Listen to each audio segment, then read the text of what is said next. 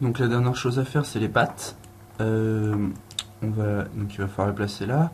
On va donc afficher notre modèle.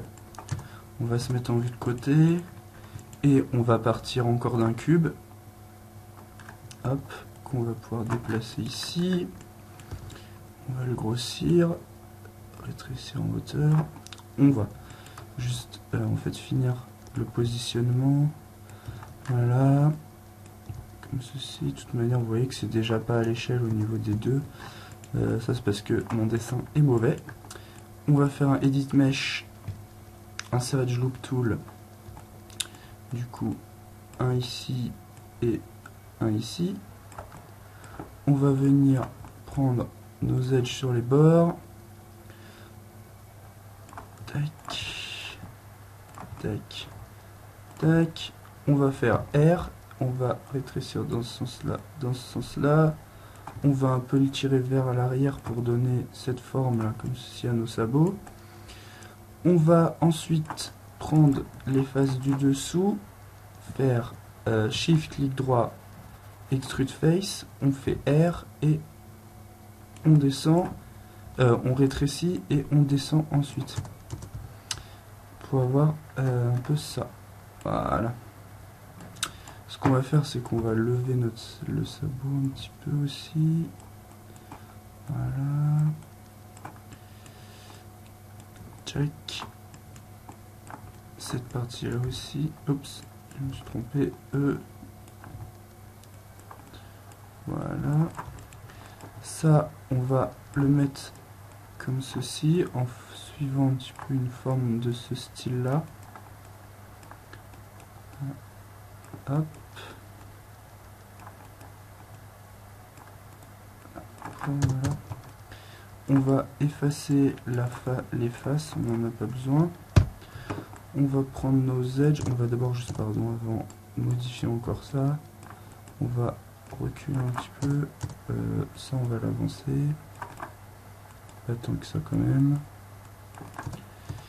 Ouais, c'est pas mal, ça on va un peu reculer. On va donc prendre toutes les edges ici, faire Shift, clic droit, Extrude Edge. On va extruder comme ça. Non, on va faire un W d'abord. On va les extruder ici.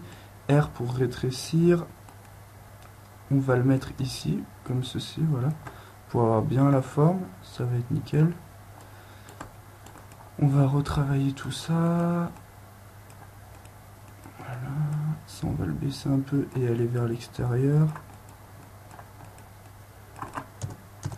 Donc ça c'est pas mal. On va regarder sur le côté ce que ça donne. On voit que ça, il faudrait qu'on l'augmente un peu. Ok. Celui-là, on va l'augmenter aussi. Comme ça. Ah, c'est ainsi que c'est nickel, c'est lui. Ok, ça c'est pas mal. Voilà. Une fois qu'on a ça, du coup, hop.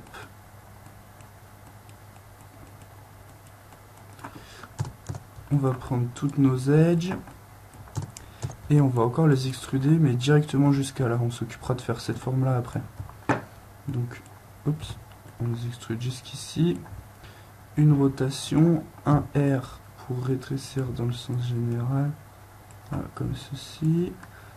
On va redéplacer un petit peu les vertex pour les mettre presque dans l'autre sens. Hop. On va regarder, donc là, on va faire une petite rotation comme ceci. Et donc là, on voit qu'au niveau de l'épaisseur, c'est beaucoup trop parce que le sabot, lui, est plus large que long. Du coup, mais ça se retrouve aussi ici, alors que ce n'est pas le cas. Du coup, on va un petit peu rétrécir comme ceci pour avoir plus un cercle normal. Très bien. Tout est à peu près bon. Et on va prendre ces edges là et on va faire encore une extrude edge qu'on va venir placer carrément ici. Là, on le place vers là-bas, on fait la petite rotation qui va bien, on le met ici. Voilà, ça c'est bon. Ok. On viendra le recentrer après parce que on n'est pas exactement sur le modèle, hein. Si on regarde ici, là on n'est pas exactement sur le modèle, du coup le sabot se retrouve pas sur le modèle. Mais du coup on va venir le remettre après. Ici on va rajouter du coup deux edges, Edit Mesh, Insert Edge Loop Tool, une ici, une ici. On va venir sélectionner toutes ces edges là à l'intérieur, faire un R pour grossir, grossir, grossir, grossir. On va venir les replacer un peu comme ceci. Voyons voir ce que ça donne. Alors j'ai sûrement un peu grossi trop dans ce sens-là. Ouais. Et surtout que ça en fait là, dans ce sens-là, là ça va être plus petit en fait. Faut que ce soit un petit peu plus petit. Pour avoir une vraie différence. Ok. Donc là il a des gros sabots. Ça, on va le remonter un peu. Ça, on va le redescendre un petit peu. Et c'est cela aussi. Pour un petit peu désépaissir tout ça. Ok, c'est pas mal. On va rajouter une deuxième edge ici pour pouvoir la mettre un petit peu vers l'avant. Edit Mesh du coup, Insert Edge Loop Tool comme ceci. Et on va un petit peu la mettre vers l'avant pour donner un aspect un petit peu plus rond, ce qui va faire plus joli. Ok, et donc ça, maintenant on va la mettre au milieu. On se fait plus au modèle, on se fie plus pardon au modèle. On vient la mettre comme ça au milieu. Voilà. Vous voyez, comme ceci, et là ça va être un petit peu mieux. Là il est au milieu, nickel. Alors on va ensuite dupliquer notre pied avant vers arrière.